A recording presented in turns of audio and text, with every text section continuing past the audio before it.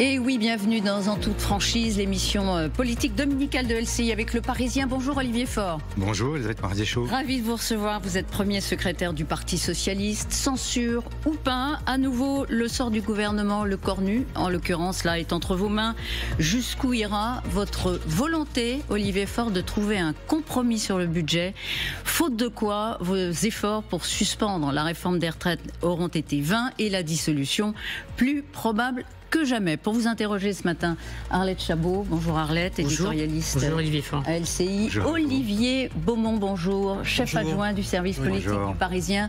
Sachez que Julien Arnaud, en fin d'émission, vous soumettra son questionnaire du tac au tac. Mais pour commencer, si vous voulez bien, 3 questions. On va les développer. Vous répondez dans un premier temps oui ou non. S'il n'y a pas d'évolution d'ici lundi sur la taxation des plus riches, ce sera terminé en censurant. C'est ce que vous disiez vendredi matin. Y a-t-il eu des évolutions? Oui non. ou non? Non. Le Sénat rétablira la réforme des retraites, affirme le président du Sénat, Gérard Larcher, ce matin, dans Le Parisien. Est-ce que vous vous êtes fait avoir? Non. Il y a eu une conférence à l'université de Saint-Denis, Paris 8, le 15 octobre, ça a été révélé cette semaine. Des étudiants ont été incités par une intervenante à la tribune à ne pas condamner le 7 octobre. Condamnez-vous le 7 octobre? 200 étudiants ont répondu non en chœur. Faut-il des sanctions exemplaires? Oui. On va y revenir sur tous ces points qui sont importants dans l'actualité. Mais donc d'abord à la recherche d'un compromis. Soyons clairs ce matin, en toute franchise. Si Sébastien Lecornu ne cède pas à vos exigences, et on verra lesquelles, est-ce que vous le faites tomber? Alors d'abord, ce ne sont pas mes exigences, qu'on se comprenne bien. Pourquoi est-ce qu'on cherche, là on est dans la première partie du budget, et donc on cherche les recettes. Si nous n'arrivons pas à trouver des recettes suffisantes, notamment sur le produit de la rente, sur les grands patrimoines financiers, sur les GAFAM, sur toutes ces entreprises qui font des super profits, eh bien, nous n'aurons pas d'argent pour ensuite soulager les Français. Donc l'objectif, c'est de corriger la copie qui a été présentée par François Bayrou, puisque en réalité, ce budget qui a été présenté par Sébastien Lecornu est la reprise de ce que François Bayrou avait lui-même présenté le 15 juillet. Et donc, nonobstant quelques efforts qui ont été réalisés, une trajectoire un peu moins dure, et puis la suppression des jours fériés. Mais pour le reste, on a toujours le gel des pensions de retraite, la fin de l'abattement de 10%, le gel des prestations sociales, la hausse des franchises médicales, bref, toute une série de sujets qui font que ce sont les Français... Vous avez dit c'est le musée des horreurs. Oui, vous avez dit ce sont des horreurs. Et donc l'objectif, c'est de faire en sorte que les Français ne payent pas, les Français ordinaires, ne payent pas les impôts que les riches ne veulent pas payer. Vous nous avez dit il n'y a pas d'évolution. Je vous ai demandé s'il y avait eu des évolutions depuis vendredi matin. Vous avez dit non, il n'y a pas d'évolution. Non, à ce stade, non. Du coup, ça ne veut pas dire qu'il n'y en aura pas. Je dis simplement que pour l'instant, pour que l'on se comprenne bien, parce que tout le monde ne suit pas le débat parlementaire heure par heure, nous en sommes au tout début de la discussion et nous avons vu 2 articles. Donc on est très très loin. On n'a même pas abordé encore les sujets qui sont les sujets les plus difficiles sur la taxation du patrimoine. Est-ce que les discussions, vous avez encore des discussions pour essayer de trouver un compromis? Et avec qui? Le Premier ministre ou bien les ministres, c'est-à-dire Bercy? Non, nous avons un dialogue qui est un dialogue permanent avec des interlocuteurs variés, mais y compris le Premier ministre. Y compris le Premier ministre, oui, bien sûr. En direct? Oui. Oui, mais qui décide au fond dans ce débat budgétaire? C'est parce que généralement c'est Bercy qui est en première ligne. On a vu le Premier ministre présenter lui-même aussi, on va dire au moins le cadre du budget. C'est lui le patron des discussions? Pour moi, c'est le patron, c'est lui qui est le Premier ministre et c'est lui que sa majorité toute relative est censée suivre. Maintenant, je n'ignore pas le fait que cette majorité relative a implosé il y a 15 jours et que les débats sont très compliqués.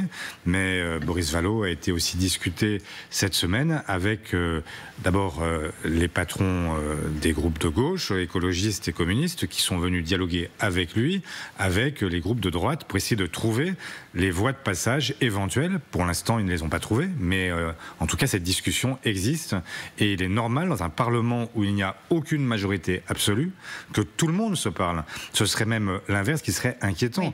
Ne pas se parler, c'est se condamner à n'avoir aucun budget. D'accord, mais qu'en est-il exactement de la nature de vos échanges, de vos discussions avec le Premier ministre, y compris dans votre propre famille politique? Certains évoquent des discussions un peu secrètes, en coulisses, derrière boutique avec le locataire de Matignon, qui laisserait peut-être entendre qu'il y a ce qui est dit sur les plateaux et en interview, et puis il y a ce qui se passe en coulisses. Vous pouvez nous en dire un petit peu plus sur la nature de votre relation avec Sébastien Lecornu dans le cadre des discussions budgétaires? Elle est totalement, elle n'est pas secrète. La réalité, c'est que je viens de vous dire à l'instant que les contacts existent et qu'ils sont normaux. Il existe à quel, c'est-à-dire concrètement, vous appelez, vous textotez tous les jours. On a besoin de comprendre un peu cette mécanique et de comprendre un peu justement les bougies qu'ils peuvent avoir dans les jours à venir. Et nous essayons de discuter au fur et à mesure des différents éléments. Pour l'instant, nous n'avons jamais réussi à conclure sur quoi que ce soit, mais la discussion existe et donc l'objectif, c'est d'aboutir la semaine prochaine. D'accord, mais il est comment? Dans ces discussions-là, c'est quelqu'un qui est ouvert, avec qui on peut discuter. Vous sentez que les bougies sont... Est-ce qu'il est un bon interlocuteur? Voilà, est-ce que c'est un bon interlocuteur? Oui, c'est un bon interlocuteur, au sens où la discussion est fluide. Ça ne veut pas dire que nous sommes d'accord. Il est de droite, je suis de gauche, et nous avons donc des différends qui sont des différends que nous ne dépasserons pas. Mais il y a la volonté de part et d'autre d'aboutir à un moment à ce que la France soit dotée d'un budget avant la fin de l'année. Et pour ma part, ce que je lui répète et ce que je répète devant vous, c'est que si ce budget est un budget qui frappe les Français dans leur immense majorité et que ce sont les plus modestes qui payent l'impôt des plus riches, ça n'ira pas. Et donc là, à ce moment-là, nous ne voterons pas. Et si nous ne votons pas, le budget tombera. Est-ce que vous lui faites confiance? Vous ne faisiez pas confiance à François Bayrou, vous avez estimé que vous avez roulé dans la farine. Est-ce que Sébastien Lecornu, vous estimez ce matin qu'on peut lui faire confiance? Mais je ne voterai pas la confiance, c'est ça la question qui m'était posée. Mais en revanche, c'est un interlocuteur que je trouve fiable. C'est-à-dire qu'à chaque fois que nous avons eu des différends, notamment sur la question de la suspension de la réforme des retraites, eh bien, il a ensuite fait en sorte que l'engagement pris à la tribune de l'Assemblée soit respecté, y compris peut-être, y reviendra-t-on, sur la question du financement de la suspension. Il a ouvert la porte au fait que ce ne soit pas les autres retraités qui aient à payer cette suspension de la réforme des retraites. Donc, de ce point de vue, je considère que c'est un interlocuteur fiable quand il donne sa parole. Pour l'instant, je vous le dis aussi, il n'y a pas d'accord au sens où nous n'avons pas réussi à trouver... Mais vous le menacez régulièrement et vous lui aviez encore fixé un ultimatum, je reprends vos termes pour la fin de ce week-end. C'est Boris Vallaud, mais pour la fin de ce week-end, ultimatum qui est reporté puisque l'examen de la taxe Zuckman Light, on va y revenir après, a été reporté. Mais quand on fixe ce genre de date butoir au Premier ministre, comment lui réagit? Mais il sait très bien, lui aussi, que notre sujet, c'est de réussir la semaine prochaine. Si nous ne réussissons pas la semaine prochaine, en réalité, s'il n'y a pas de marge de manœuvre pour corriger ensuite le projet de loi de finances et la loi de financement de la sécurité sociale, ce sera en réalité terminé. Tout le monde pense que le débat... Ça veut dire quoi, terminé? Ça veut dire que nous n'aurons plus de possibilité d'avancer. Et donc, c'est maintenant que ça se joue. Non, mais tout le monde pense... pour que les Français comprennent. Ça sera terminé, ça veut dire quoi? Il n'y a pas de vote de budget ou vous déposez une motion de censure? Il n'y a pas de vote du budget, bien sûr. Et vous déposez une motion de censure? Mais oui, parce que de toute façon, nous sommes dans une situation de blocage complet. Parce que, c'est difficile de le comprendre parce que c'est du droit constitutionnel et du règlement des assemblées. En réalité, nous commençons un débat, ce débat passe ensuite au Sénat, et il y a une espèce d'entonnoir qui progressivement conduit à ce que les sujets qui ont été évacués de la première lecture ne puissent plus revenir. Voilà. Et donc, si vous avez donc des débats qui ont déjà été évacués en première lecture, vous ne pouvez plus jamais les réintroduire. Et donc, si les marges de manœuvre sont déjà coupées à l'entrée du débat, vous savez très bien qu'à la fin, vous n'arriverez pas à un accord. Et donc, vous aurez perdu la partie sur un certain nombre de sujets. Et donc, pour vous, quand vous dites ce sera terminé, eh bien, ça veut dire que nous ne voterons pas. Et si nous ne votons pas à la fin... C'est pas la même chose de ne pas voter. Vous ne pouvez pas voter un budget, vous êtes dans l'opposition. Oui, mais nous ne voterons pas. Vous abstenez au mieux. Non, on votera contre. Et dans ces cas-là, qu'est-ce qui se passe? Mais même, il n'y a pas que nous. La réalité, c'est qu'aujourd'hui, vous avez une majorité qui est si relative qu'elle a besoin à la fois d'aller chercher les LR et besoin de l'abstention des socialistes, des communistes et des écologistes. Si ce n'est pas le cas, en réalité... ce budget va tomber. Et donc, s'il tombe, eh bien, il n'y aura pas d'autre choix que de censurer et puis ensuite d'aller à la dissolution. Sur laquelle nous sommes prêts. Pour bien comprendre, si vous votez contre le budget, c'est automatiquement une notion de censure. Si nous votons contre le budget, Parce qu'il pourrait il pourrait ne pas y avoir de budget, mais un gouvernement qui demeure. Oui, enfin, pourquoi faire ?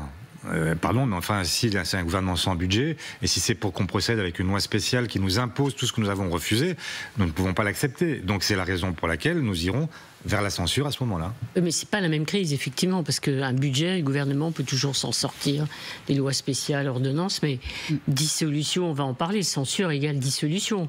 Donc effectivement, les conséquences ne sont pas les mêmes. Oui, mais c'est la raison pour laquelle, enfin, j'ai toujours dit la même chose, et je continue à le dire, je ne cherche pas la censure et je ne cherche pas la dissolution. Non pas que j'en ai peur, mais simplement je sais quelles en sont les conséquences, notamment pour toute une série d'acteurs économiques, les collectivités locales, les entreprises, les associations, et puis les Français eux-mêmes qui dépendent en réalité aussi indirectement, même très directement, de ce budget. Donc l'objectif n'est pas de chercher la censure. Je ne suis pas de ceux qui espèrent le chaos pour demain obtenir une dissolution puis une démission du chef de l'État. Je cherche au contraire à faire en sorte que ça marche. Mais ça ne peut pas se faire à n'importe quelle condition. Comprenez qu'il y a un an, c'est la gauche qui est arrivée en tête. Nous avons accepté le fait que ce soit un Premier ministre de droite qui gouverne, que la copie initiale soit une copie présentée par un gouvernement de droite sur une politique de droite. Maintenant, ça suppose que ce gouvernement-là comprenne qu'il ne peut pas imposer sa vision comme s'il était majoritaire absolu, ce qui n'est pas le cas. Allez, on avance. Donc on ne peut pas, les uns et les autres, s'imposer complètement aux uns et aux autres. Olivier. Dissolution, ça veut dire que concrètement on a besoin de ça parce que cette petite musique, on l'entend déjà, on l'a entendu plusieurs fois ces dernières semaines dans votre bouche. Marine Le Pen y était encore hier dans les Vosges et pas dans l'hémicycle parce qu'elle se prépare clairement des législatives anticipées. Eux se disent prêts. Ça veut dire que là aujourd'hui le Parti socialiste est prêt à assumer les conséquences d'une dissolution et donc d'aller aux urnes avec des élections législatives. Les sondages, les remontées de marché, déjà les Français laissent entendre qu'ils n'ont pas forcément envie de retourner aux urnes là dans les semaines à venir. Et puis il y a cette musique par les enquêtes d'opinion qui laisse à entendre que vous n'auriez pas forcément intérêt, vous pourriez perdre des sièges à l'Assemblée nationale. Donc est-ce que s'il y a une dissolution, vous dites oui chiche ou c'est du bluff que vous faites là? Non, il n'y a pas de bluff. Vous êtes prêt? Quand tout est bloqué, que personne ne veut avancer, nous ne pouvons pas accepter l'idée que d'un seul coup, en fait, on devrait... Enfin, comment pourrais-je, moi, retourner devant mes propres électrices et électeurs en leur disant, écoutez, j'ai cherché à vous défendre, mais j'ai réussi à rien, ce gouvernement n'a bougé sur rien, et pour autant, je considère qu'il va continuer. Il a renoncé au 49.3, oui.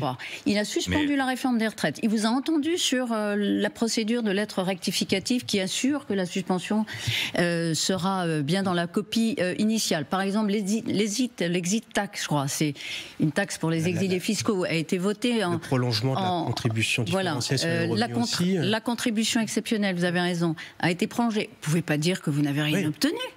Je ne dis pas que je n'ai rien obtenu. Non, mais vous avez même obtenu des victoires. Tout ça Mais bien sûr qu'il y a des victoires, mais elles sont pour l'instant procédurales. Sur la suspension de la réforme des retraites, moi, l'objectif, c'était l'abrogation. J'ai accepté la suspension. Donc c'est déjà en soi un compromis. Ça vous a fait mal? Bien sûr, moi j'aurais préféré qu'on puisse dire on abroge tout très directement la réforme Borne. Là, elle est suspendue jusqu'au 1er janvier 2028. Entre les deux, il y aura une élection présidentielle et à ce moment-là, les Français choisiront. Donc j'ai accepté l'idée que ce sera la présidentielle qui, au fond, rebattra et tranchera le sujet. Mais c'était déjà un compromis.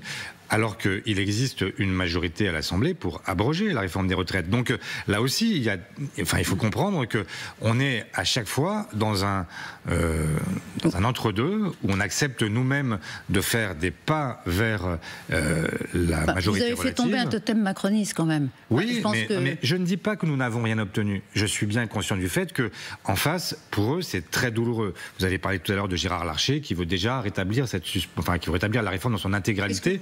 Au Sénat. Bon, il sait bien qu'il n'aura pas le dernier mot puisque constitutionnellement c'est l'Assemblée qui aura le dernier mot et donc cette suspension aura bien lieu si nous allons au terme du débat budgétaire. Vous êtes sûr de ça? Oui, je suis sûr que la Constitution fait que c'est l'Assemblée qui a le dernier mot par rapport au Sénat. C'est ça le piège, parce que vous dites si nous allons au bout du débat budgétaire. Oui, bien sûr. C'est ça votre pari aussi, parce que si vous n'allez pas au bout, si effectivement il n'y a pas d'accord sur d'autres sujets, on va reparler effectivement de la taxation des riches, vous votez une censure, et c'est fini. Donc il n'y a plus de gain, vous perdez tout en fait. Mais écoutez, tout le monde perdra tout. Et surtout, les Français perdront beaucoup. Mais les Français ne comprendront pas. Ils ne comprendront pas votre stratégie. La stratégie, elle est simple. Nous avons toujours dit que la suspension de la réforme des retraites était un gage donné de la bonne foi du gouvernement, de sa volonté d'entrer dans un débat qui est piégé par toute une série d'articles de la Constitution, notamment l'article 40, qui interdit que l'opposition remette d'elle-même la question des retraites sur la table. Donc, la suspension ne pouvait venir que du gouvernement lui-même. Bon, on va pas revenir là-dessus. Mais... ça ne veut pas dire que nous avons accepté cet épargne en échange de tout le reste. On ne peut pas dire que parce que la suspension de la réforme des retraites est sur la table, nous allons accepter que les franchises médicales soient doublées, que nous ayons en fait le gel des pensions de retraite, que nous ayons toute une série. Donc vous dites on a obtenu des victoires, mais c'est certainement pas suffisant et il va falloir que le gouvernement cède encore sur de nombreux points. Mais c'est pas que... Nous avons nous-mêmes accepté, Elisabeth Artichoux, de faire beaucoup d'efforts. Nous acceptons de partir d'une copie qui n'est pas la nôtre.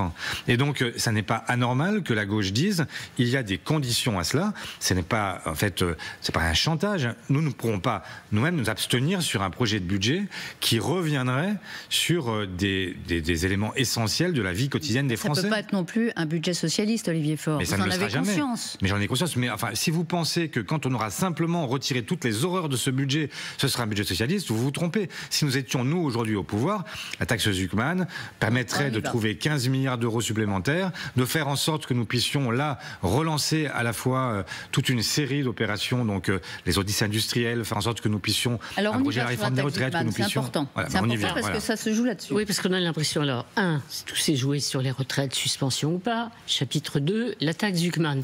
Finalement, le débat aura lieu début de semaine qui vient. Vous avez présenté hier une version allégée, on va dire, peut-être moins douloureuse, c'est-à-dire au lieu de cette taxe de 2% sur le patrimoine des 100 millions d'euros, vous dites ça sera 3% à partir de 10 millions et vous avez enlevé un certain nombre effectivement de biens, on va dire, professionnels, notamment sur les entreprises innovantes ou sur les PME. Et c'est pas assez, dit-on, effectivement, du côté du bloc central. Notamment la ministre des Comptes publics dit pas touche aux entreprises, pas touche aux biens professionnels. Il est hors de question de pénaliser les entrepreneurs en taxant les biens professionnels. Est-ce que vous pouvez aller plus loin ? Mais là aussi, on se comprenne bien. Moi, je défendrai dans l'hémicycle, avec mes camarades, la taxe Zuckman. Parce que je pense qu'elle est juste et que c'est la meilleure façon d'éviter ce qu'on appelle l'optimisation fiscale. Ce qui est assez facile à comprendre, c'est qu'aujourd'hui, vous avez des gens qui sont en fait d'immenses fortunes. On parle là de gens qui ont un capital de plus de 100 millions d'euros et qui ne payent pas l'impôt à proportion de ce qu'ils gagnent.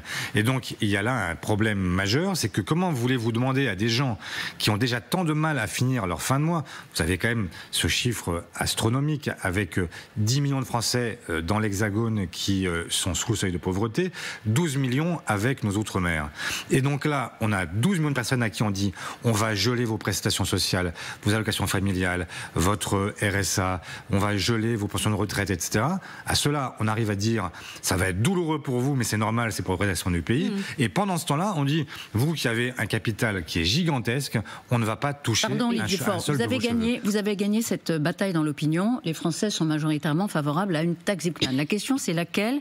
Quand Amélie de Montchalin, la ministre du Budget, dit ce matin il est hors de question de pénaliser les entrepreneurs et donc de taxer les biens professionnels, est-ce que sur ce sujet, vous êtes prêt à bouger ou pas ? D'abord, il faut que chacun comprenne, que ceux qui nous écoutent comprennent ce que la Macronie appelle un bien professionnel, et même ce qui traditionnellement était un bien professionnel.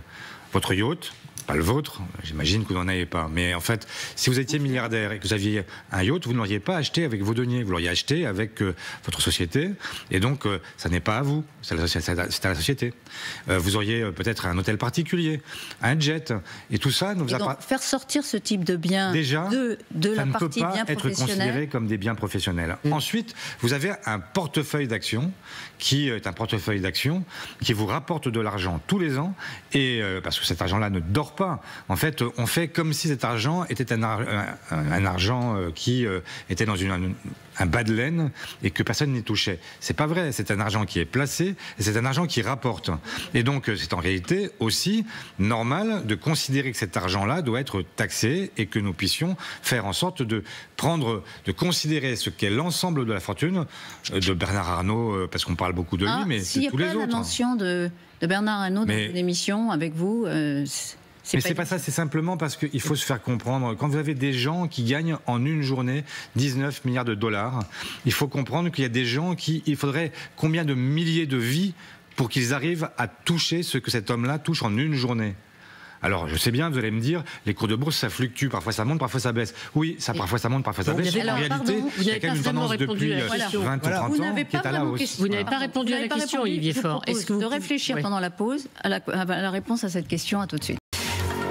Olivier Faure est avec nous, premier secrétaire du Parti Socialiste. Olivier Faure, on a beaucoup débattu, évidemment, juste avant de la taxe Zucman. Olivier, des éclaircissements encore nécessaires? Oui, parce que malgré tout, pour nous, ce n'est pas très clair. Cette taxe Zucman, elle a été rejetée en commission. Vous en proposez une version allégée dans l'hémicycle. On voit bien qu'il y a un sujet de clivage très fort sur la question des taxations des biens professionnels. Vous nous dites ce matin qu'il n'y a pas de bouger possible. Sébastien Lecornu, vendredi, à la tribune, a dit « Le compromis, c'est la noblesse du débat démocratique ». On a le sentiment que sur ce sujet-là, en tout cas, de la taxe Zucman, il n'y a pas de compromis possible à vous entendre. C'est quoi votre calcul ?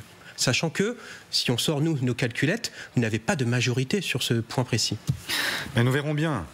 Mais nous allons débattre et nous allons chercher à convaincre l'ensemble de l'hémicycle que cette taxe Zucman, qui a déjà été votée par le passé à l'Assemblée, même si elle n'a pas été jusqu'au bout, bloquée ensuite par le Sénat, nous avons en fait la volonté d'abord de la défendre. Parce qu'il faut que chacun comprenne que dans ce pays, il y a des gens qui vivent de leur rente et qui vivent très bien, et puis il y a des gens qui ne vivent même plus de leur travail. Et donc qu'il faut une autre répartition entre le capital et le travail. Donc ça suppose qu'on évite l'optimisation et que des gens qui devraient payer l'impôt, il faut comprendre qu'aujourd'hui, quand vous payez vos impôts, vous êtes quasiment... Impôts et cotisations, c'est quasiment 50% de vos revenus. Pour les milliardaires, c'est 27%. On n'avance pas sur ce sujet-là aujourd'hui. Donc. Si, on avance. On va voir ce qui se passe dans l'hémicycle. Et si d'aventure, dans l'hémicycle, nous n'arrivions pas à avancer sur la taxe Zucman, là, nous chercherons des amendements de repli pour malgré tout chercher à imposer et faire en sorte que, y compris dans l'assiette, rentrent les biens professionnels. Alors, parce que c'est un sujet. Un amendement de repli, on en a parlé, c'est ce qui était évoqué. C'est effectivement la taxe Zucman allégée. Si la taxe Zucman allégée n'est pas approuvée, in fine, par Sébastien Lecornu et ses députés, vous décidez quoi ? C'est un casus belli ou pas? C'est ça qu'on a du mal à comprendre. Bien sûr que c'est un casus belli. Pourquoi? Parce que là, vous parlez de compromis. Mais enfin, le compromis, si nous n'arrivons pas à faire adopter la taxe Zucman et que nous n'arrivons même pas à récupérer 5 à 7 milliards sur les hauts patrimoines... C'est ça que rapporte votre version revisitée. Donc, si on n'arrive même pas à récupérer ces 5 à 7 milliards, ça veut dire qu'on condamne les Français derrière sur les franchises médicales, sur tout le reste. Vous avez besoin de ces recettes pour que les Français payent moins par ailleurs. Si cette taxe allégée n'est pas approuvée par les macronistes, s'il n'y a pas de majorité, eh bien, pour vous, c'est terminé, comme vous le dites. Oui, mais il n'y a pas que ça, c'est pas le seul sujet. Mais celui-là déjà, si ça arrive... Celui-là déjà, bien sûr. Parce que, en réalité, moi j'ai besoin de retrouver autour de 15 à 20 milliards d'euros qui permettraient de soulager les Français. Tout cet impôt que les riches, les ultra-riches ne payent pas, les autres doivent le payer à leur place. Il y a la taxe Zucman à un moment, il faut qu'on trouve. Voilà. 5 à 7 milliards, la contribution exceptionnelle qui est prolongée jusqu'à un déficit à 3%. La taxe sur les GAFAM. La taxe sur les GAFAM et... Il y a aussi la surtaxe IS qui était l'an passé de 8 milliards et qu'ils ont raboté pour la ramener à 4 milliards. Donc là, on parle des 400 plus grosses entreprises de France qui ont vu leur imposition diminuer cette année.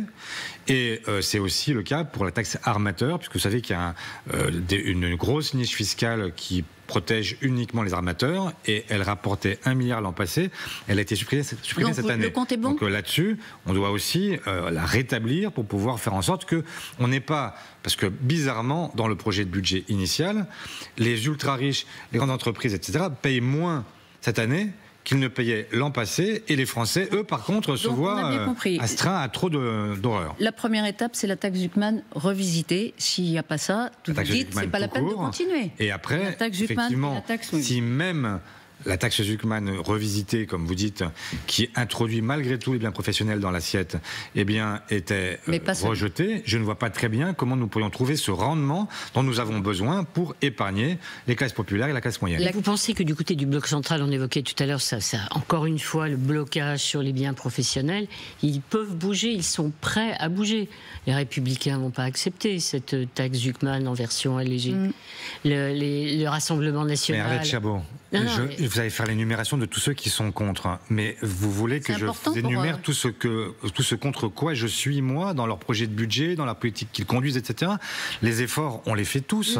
Donc s'ils ne les font pas, s'ils ne comprennent pas que ces efforts-là sont indispensables pour avancer, eh bien les Français trancheront et nous irons devant eux en expliquant qu'ils ont préféré bloquer la France parce qu'ils pouvaient protéger quelques milliardaires qui se portent très bien. Merci pour eux. Voilà. Est-ce que LFI voterait votre taxe Zuckman revisitée? Vous leur poserez la question, mais je ne vois pas très bien comment... Vous ne leur parlez pas? Je ne vois pas très bien quiconque... on vote ensemble beaucoup de choses. Dans l'hémicycle, on passe notre temps à essayer de faire en sorte que la fiscalité soit plus juste. Et donc, je n'imagine pas que quiconque à gauche refuse d'aller chercher 5 à 7 milliards sur les hauts patrimoines, même si c'est, et je partage ce point avec eux, même si ce n'est pas exactement ce que nous voudrions, puisque nous voulons toutes et tous la taxe Zuckman. Et vous voyez bien le risque pour Sébastien Lecornu. Elisabeth Martichoux vient de rappeler il y a quelques instants la liste des gains que vous avez déjà obtenus dans cette bataille budgétaire. Sébastien Lecornu, vis-à-vis de ses partenaires politiques, ne peut pas dire devant eux qu'il valide un budget socialiste. Mais ce ne serait pas un budget socialiste. Enfin, encore une fois, on aurait une très forte coloration avec beaucoup de totems socialistes de valider quand même. Mais je ne parle pas de totems, moi je parle de la réalité de ce que vivent les Françaises et les Français qui veulent être respectés. Quand on dit qu'on veut trouver de l'argent pour éviter de geler les pensions de retraite, enfin pour vos parents, pour les miens, pour toutes celles et ceux qui ont passé leur vie à créer de la richesse dans ce pays, leur dire qu'on va geler leur pension de retraite, leur retirer l'abattement de 10%, faire en sorte que ceux qui ont besoin d'élever leurs enfants, les allocations familiales seraient gelées. Mais vous vous rendez compte de tout ce que ça comprend comme difficulté pour des gens qui sont déjà dans le besoin et qui ont déjà tant de difficultés à partir en vacances, à acheter à manger, etc. Enfin, vous savez très bien que mais qu'est-ce que vous êtes au cours des 2 dernières années, on a eu une inflation sur les produits alimentaires de 20%. D'accord. Ça n'augmente plus, mais ça n'a pas baissé pour autant. Donc comment voulez-vous qu'on dise à tous ces gens qui se sont sacrifiés pendant cette période de crise, vous allez continuer à payer et les autres, on les laisse tomber? Non, c'est pas possible. Mais qu'est-ce que vous êtes prêt à voter comme proposition du gouvernement? Mais le projet de budget ne se limite pas à ça. Donc il y a toute une série de sujets. Donnez-nous un exemple. Oui, voilà. Donnez-nous un exemple de proposition du gouvernement que vous n'exigez pas d'amender et que vous voterez et qui vous fera un peu mal aussi. Et qui ne viendrait pas de vous.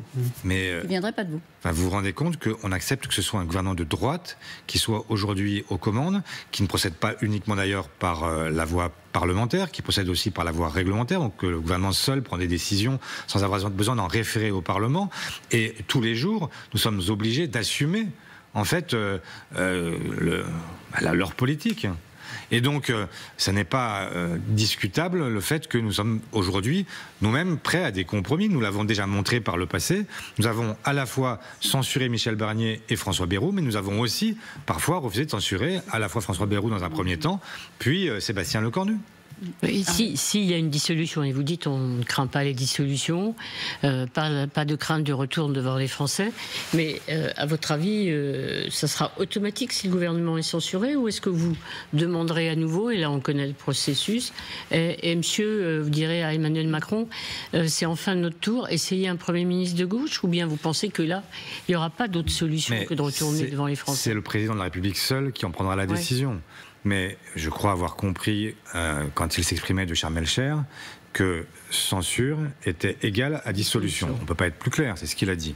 Donc j'imagine que si nous censurons, il y aura une dissolution. Vous avez complètement abandonné vos espoirs de pouvoir être Premier ministre ? Mais moi, je n'ai jamais dit que je voulais être Premier ministre. J'ai toujours dit que je voulais que la gauche et les écologistes gouvernent. Gauche, et votre nom figurait en tête de liste des potentiels entrants à Matignon. Voilà, comme potentiel entrant. Mais l'objectif pour moi, ça n'est pas d'être Premier ministre, c'est de faire en sorte que les Français soient respectés. On a bien compris. Sur l'ambition d'avoir un ministre de gauche. Vous voyez bien que je vous dis là que je suis prêt à ce que Sébastien Lecornu gouverne à une condition, c'est que les Français soient respectés. Donc je suis pas en train de vous dire Matignon, Matignon, Matignon. Je vous dis les Français, les Français, les Français d'abord. Voilà ce que je veux. Cette possibilité-là, aujourd'hui, elle est complètement refermée, elle n'existe plus pour vous. Mais je ne suis pas président de la République, donc vous avez entendu ce qu'il a dit. S'il y a censure, il y aura dissolution, et donc cette question-là n'est même pas évoquée. De toute façon, la réalité, c'est qu'il n'a jamais voulu appeler la gauche depuis un an. Il aurait pu le faire à plusieurs reprises. Donc il préférera la dissolution. Ouais. Il y a eu un épisode marquant hier à l'Assemblée. Vous y étiez pendant les débats. LFI a voté avec LR, la suspension du gel du barème de l'impôt sur le revenu, alors que vous proposiez de réserver cette disposition aux moins riches, d'une certaine façon. Est-ce que vous avez été surpris par le vote LFI ? Ah mais j'étais plus que surpris, indigné. Enfin, je n'avais pas compris du tout ce que faisait LFI. Ils ont voté un amendement Wauquiez. Un amendement qui permet donc de dégeler le barème de l'impôt sur le revenu et donc de permettre d'obtenir des gains, enfin ou plus exactement, alors pour les tranches les plus basses, nous étions d'accord, nous avions un amendement en ce sens et que nous avions déjà présenté en commission. Mais pour les plus hautes tranches de l'impôt sur le revenu, il n'était pas illogique qu'ils payent davantage cette année que les années précédentes. Et donc là, les voir adopter cet amendement Wauquiez, c'était plus qu'une surprise. Ça coûte 1,9 milliard cette histoire. Donc on se dit quand même, pourquoi vont-ils au secours des plus riches alors que, comme nous tous, ils défendent l'idée qu'il faut 14 tranches d'impôt sur le revenu pour rendre l'impôt plus progressif. Là, il y avait un moyen de le rendre plus progressif en faisant en sorte que les premières tranches soient épargnées, mais que les plus hautes tranches soient effectivement à payer un peu plus, pas beaucoup plus, mais enfin c'était de l'ordre de 230 € par foyer fiscal et par an. Donc c'était pas, on n'allait pas les étrangler non plus, mais enfin c'était un geste aussi qu'il fallait faire pour rendre l'impôt plus progressif et que ceux qui sont en haut des revenus, ben voilà. La France insoumise défend les riches maintenant, à votre avis? Écoutez, c'est ce que je me suis posé comme question et j'ai trouvé ça curieux. J'espère que ça n'était qu'une erreur d'appréciation. Hier, effectivement, Laurent Wauquiez s'est illustré en faisant voter effectivement ce dégel du barème de l'impôt sur le revenu et aussi la défiscalisation totale des heures supplémentaires retour aux années Sarkozy. Alors ça, vous êtes contre. Et pourtant, c'est bon pour les travailleurs, non ? Non, attendez. Enfin là, il y a un petit problème d'optique. En fait, ils ont augmenté le plafond de la défiscalisation. Pardon, tout ça est très technique. Ça veut dire que maintenant, au-delà de 7 500 € d'heures supplémentaires, vous pourrez encore être défiscalisé. Ouais. Mais qui atteint 7 500 € d'heures supplémentaires? Personne. Ou alors quelques cadres qui sont des cadres qui sont à la fois au forfait mais qui sont quand même payés des heures supplémentaires. Donc ça va toucher là aussi uniquement des gens qui gagnent déjà beaucoup d'argent et donc c'est une mesure qui n'est absolument pas une mesure qui va toucher les travailleurs de base. Et donc c'est une forme de jeu d'optique mais qui en réalité ne va rien rapporter aux salariés les plus modestes. Sur un plan plus politique, on a eu une annonce cette semaine de Marine Tondelier qui a annoncé sa candidature à l'élection présidentielle. On a été un peu surpris par ce timing, en pleine séquence budgétaire, au moment où on ne sait même pas si on aura encore Sébastien Lecornu à Matignon dans quelques semaines. Est-ce que ce timing vous a surpris aussi? Est-ce que c'était le bon moment pour le faire? C'est pas à moi de dire qui doit se déclarer quand et. C'était un bon moment? Je ne sais pas si c'était un bon ou un mauvais moment. Est-ce qu'il y a un bon moment? J'en sais rien. Moi, je ne veux pas commenter cet acte posé par Marine Tondelier. Elle a parfaitement le droit d'être candidate à une primaire. Alors, vous ne voulez pas commenter, mais derrière cette candidature, il y a une stratégie qui est complètement assumée par elle, c'est de mettre un coup de pression à gauche pour clarifier un petit peu les conditions d'organisation de cette primaire dans la perspective de 2027. C'est qu'on ne sait rien. Aujourd'hui, on laisse entendre qu'on saurait tout ça d'ici la fin de l'année. Est-ce que vous êtes optimiste là-dessus, sachant que cette primaire est mal embarquée aujourd'hui, puisqu'on voit bien que LFI ne veut pas en entendre parler, Place Publique de Raphaël Glucksmann ne veut pas y participer non plus. Donc où est-ce qu'on en est aujourd'hui sur cette primaire? D'abord, moi j'ai toujours défendu l'idée d'un candidat commun à l'élection présidentielle. J'ai bien compris depuis longtemps que LFI, de toute façon, ne se plierait jamais à un vote collectif. Ils veulent leur candidat à l'élection présidentielle, Jean-Luc Mélenchon, ils l'auront, et donc cette histoire-là, elle est terminée. Il faut arrêter de parler d'une primaire qui lierait toute la gauche, c'est impossible. Donc à partir de là, il faut faire avec ceux qui sont prêts à gouverner ensemble. Et moi je suis prêt à gouverner avec les communistes, les écologistes, les ex-insoumis, François Ruffin, Clémentine Autain, Alexis Corbière et d'autres. Donc ça c'est pour moi le périmètre de la primaire. Je conseille en permanence à Raphaël Glucksmann de rejoindre cette primaire, parce que si demain il veut être président de la République, il a intérêt à trouver là aussi un socle sur lequel s'appuyer. Si vous avez demain un président de la République qui n'a même pas de majorité à l'Assemblée, il sera dans une situation pire que celle qu'on connaît aujourd'hui. Donc forcément, il faut dire à quel bloc on appartient. Le bloc auquel j'appartiens, c'est celui-là.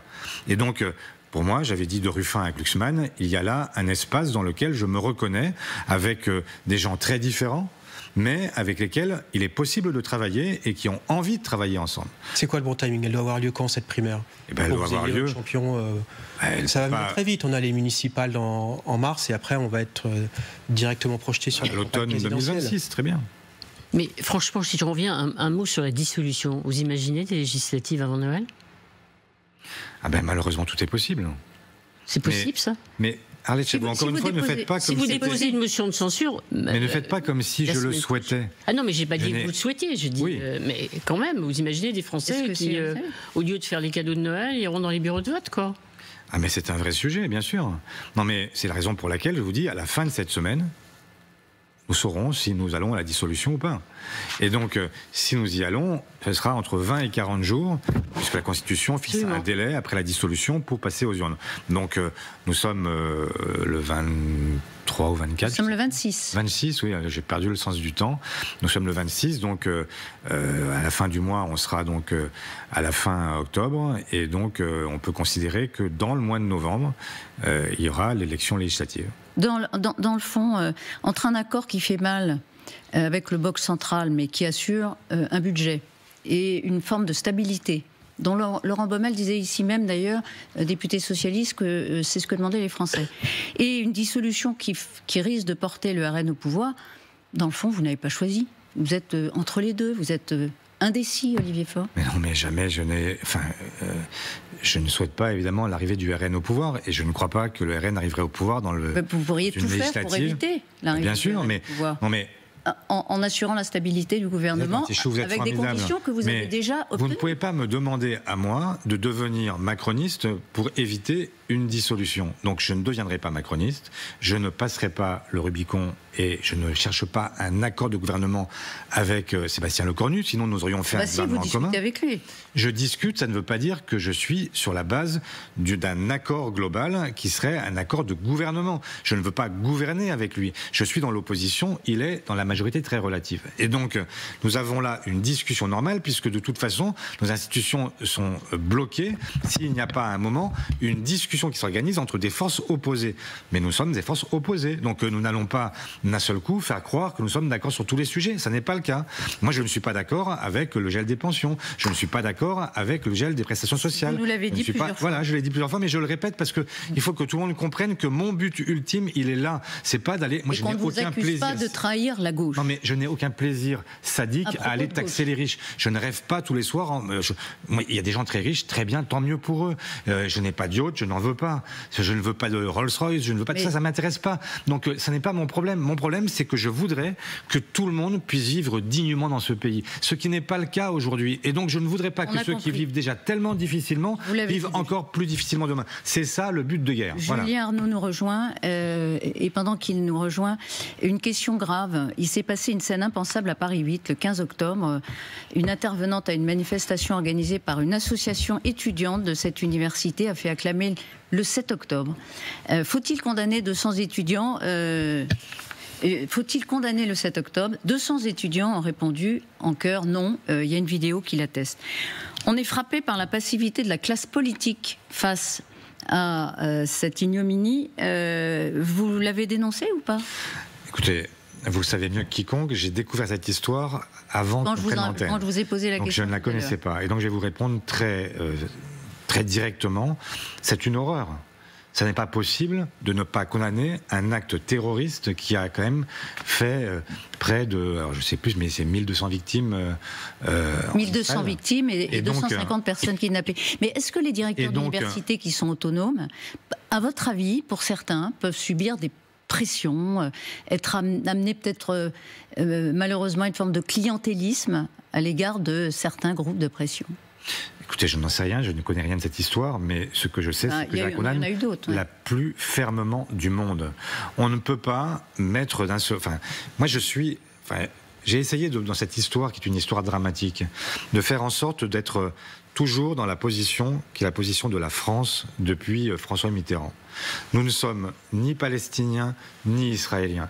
Nous sommes pour qu'il y ait une solution politique durable, une solution à 2 États. Et donc nous avons condamné le plus fermement du monde la bataille du 7 octobre, comme nous avons condamné ensuite la riposte totalement disproportionnée d'Israël. Donc effectivement, il faut des sanctions. Il faut des sanctions. Julie Arnaud nous a rejoint. Et les questions tac au tac. Bonjour. Une semaine après le casse spectaculaire au Louvre, on a appris tout à l'heure que 2 suspects avaient été interpellés hier soir, placés en garde à vue. Ça, c'est pour l'aspect judiciaire. Vous dites déjà ce matin bravo à la police scientifique, à la brigade de la répression du banditisme. Bien et sûr. Question subsidiaire, sur notre volet, est-ce que Laurence Descartes, la patronne du musée, aurait dû démissionner ? Bon, d'abord, effectivement, bravo à celles et ceux qui ont réussi à peut-être déjà remettre la main sur les cambrioleurs. Et ce serait une formidable nouvelle. Et on aimerait qu'ils retrouvent là aussi les bijoux de la couronne, parce que ça fait partie du patrimoine français et ça fait partie de l'attractivité du musée du Louvre. Donc bravo à eux. Et c'est formidable de pouvoir compter sur une police scientifique notamment qui visiblement a travaillé d'arrache-pied. On aimerait que les mêmes moyens soient mobilisés aussi parfois pour des crimes qui sont des crimes de sang et qui méritent aussi la même attention. Alors pardon, bon, c'est du tac au tac. Laurence Descartes. Brève, si vous... Et Laurence Descartes, elle a présenté sa démission. Ouais. Elle a été refusée par la ministre et je pense qu'il y a de bonnes raisons à cela. Et c'est difficile de lui donner complètement tort. Aujourd'hui, la culture, pas seulement les musées, la culture de manière générale, le spectacle vivant, manque cruellement de moyens. Et ça fait partie aussi de l'attractivité de notre pays. Alors, brièvement. Nicolas Sarkozy est protégé par 2 officiers de sécurité armés en prison. Folie sécuritaire, comme le dénonce un syndicat, ou bien dispositif normal pour un ex-chef de l'État, comme l'affirme le ministre de l'Intérieur? Bon, moi, j'ai trouvé que c'était surtout difficile à comprendre pour la pénitentiaire, pour les personnels de la pénitentiaire, qui assurent évidemment la sécurité de l'ex-chef de l'État, Nicolas Sarkozy. Et donc laisser penser que le travail serait mal fait et qu'il faudrait de surcroît le protéger par des officiers de sécurité, c'était un peu une insulte au monde pénitentiaire. Au même moment que vous exprimiez, Manuel Valls aussi était en interview. Il est probable que la confusion et le désordre soient les marques du quinquennat d'Emmanuel Macron. Vous partagez? Confusion, désordre? Oui, je partage, il a participé. Manuel Valls y a participé? Je crois, oui. Il était jusqu'à 15 jours ministre d'un gouvernement macroniste. Donc il m'a placé pour dire ça? Non. Il a participé à la confusion. C'est vrai que quand vous avez des gens qui étaient issus d'une famille politique, la mienne, et qu'ils franchissent le Rubicon et qu'ils partent gouverner avec d'autres, ils ont participé à cette idée d'un en même temps XXL qui a créé l'idée que la gauche, la droite, c'est pareil. Et donc, ça a fait grossir les rangs de l'extrême droite qui est apparu comme la seule alternative. 2 petites questions rapides. Comment l'énigmatique Olivier Faure s'est rendu indispensable? Titre d'un article du journal Les Échos. Énigmatique, indispensable, vous prenez? J'aimerais être perçu comme moins énigmatique. Indispensable, c'est toujours mieux que d'être là pour rien. Et dernière question, je suis assez curieux, j'aimerais connaître vos rapports avec le député de Corrèze, François Hollande. Cordiaux, réguliers, neutres, indifférents? Cordiaux, on est dans le même groupe parlementaire et donc on se parle naturellement. Nous avons des vrais désaccords, mais nous sommes aussi des camarades. Merci Olivier Faure. Juste un mot, vous nous avez dit votre volonté de trouver des compromis, d'être ouvert effectivement, et vous l'êtes toujours au dialogue. Si ça ne marche pas au bout du compte, vous le vivrez comme un échec personnel? Oui. Je pense que dans cette histoire, il y a des gens qui sont appelés à faire preuve de responsabilité. C'est unique ce qui nous arrive. Ça n'est jamais arrivé sous la 5e. c'est un gouvernement qui n'a pas de majorité et qui procède sans 49-3. Cette occasion-là doit être saisie par l'ensemble des parlementaires. C'est la première fois que nous sommes vraiment députés. Jusqu'ici, chaque année, soit il y avait une majorité absolue qui faisait ce qu'elle voulait, soit il y avait une majorité relative, mais le 49-3, et même parfois le 49-3 était utilisé contre la majorité du président de la République. Donc il y avait en fait une espèce de désordre continu pendant le débat. Tout le monde votait ce qu'il voulait. De toute façon, on savait que la copie était corrigée à la fin. D'ailleurs, la presse ne s'intéressait même pas au débat, elle attendait la copie finale pour savoir ce qu'il se passerait pour l'année suivante pour les Françaises et les Français. Nous avons cette occasion qui est unique. Si nous ne la saisissions pas, nous serions complètement fous. Et pour ceux qui sont à gauche et qui défendent une 6e République plus parlementaire, ce serait encore plus absurde, parce que ça voudrait dire que nous avons nous-mêmes gâché l'occasion de montrer que le Parlement peut être le lieu du pouvoir. Et donc, moi, c'est ce qui m'énerve et ce qui m'agace fortement, c'est quand je vois des gens qui disent « on veut la 6e République » et qui en même temps mettent tous leurs points pour avoir une nouvelle élection présidentielle, je me dis qu'ils sont les plus 5e République aujourd'hui. Et donc, il est temps de faire en sorte que le Parlement retrouve sa souveraineté, son pouvoir, et c'est ce que j'ai défendu avec vigueur et ardeur ce matin encore, et j'espère que le Parlement sera à la hauteur de ce moment. Les Français nous regardent, il serait bon que nous ne participions pas à un jeu qui serait un jeu trouble et un jeu où chacun chercherait uniquement son avantage pour la prochaine présidentielle, mais que chacun se dise, les Français ont besoin d'un budget, mais un budget juste, et c'est ce que je défendrai jusqu'à la fin. Sinon, ce sera un échec personnel, vous venez de nous le dire. Merci beaucoup Olivier Faure, premier secrétaire du Parti socialiste, invité dans toute franchise. Dans un instant.